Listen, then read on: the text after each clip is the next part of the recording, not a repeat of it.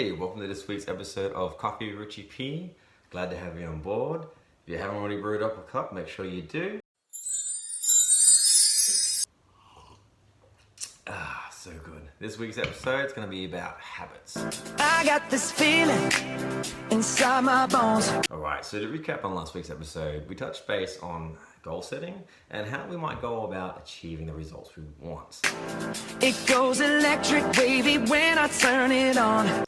So for both approaches to be applied to our business, especially in operations, I'd like to look at the goal-focused approach as looking at our KPIs. Off from my city, off from my home. And the process-focused approach is looking at KPIs. We're flying up no ceiling when we in our zone. Does it really matter how teams behave on the floor as long as they're getting their results? When we look at our Asahi values and how we approach what we do, the how we approach what we do is just as essential as what we actually do. I got that sunshine in my pocket, got that good soul in my feet. Alright, so I've convinced you. Behaviors are important, but how do we measure them? What exactly are we looking for when we think of behaviors? I feel that hot blood in my body when it drops. Ooh, I can't take my eyes off it, moving so phenomenally. You're more like the way we rock it, so don't stop.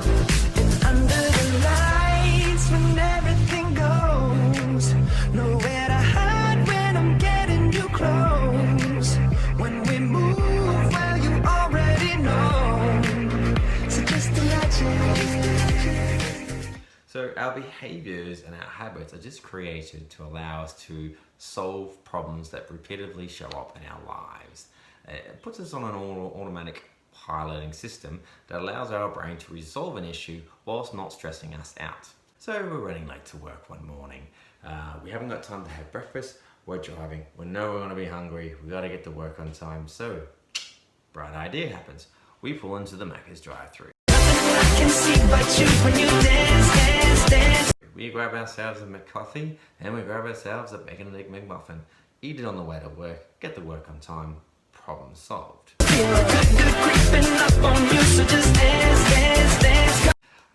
As a once-off, this actually isn't anything bad. We had a problem and we solved it. We made a conscious decision to go and resolve the issue by going to Macca's. Now, say a couple of days later, we wake up, we have the same problem. We're going to be late for work once again. We haven't had breakfast. Instinctively, our brain will then go, hang on, I've got an idea. Let's go to Macca's. All those things I shouldn't do, but you dance. Before we know it, it becomes a subconscious thing and we're going Macca's 5 mornings a week. So how does this occur? In science, it's called a feedback loop. The brain will come to an issue. We have to consciously think of a solution. We apply that solution to the problem. We move forward. From that point on, when the brain comes to that solution, comes to that problem again, it will more than likely apply the same solution used last time. Ain't nobody leaving soon, so keep dancing. I can't stop the feeling. So just dance. I can't stop the feeling. So just dance. Ooh, it's something magical. It's in. So our brains are phenomenally good at creating habits for us.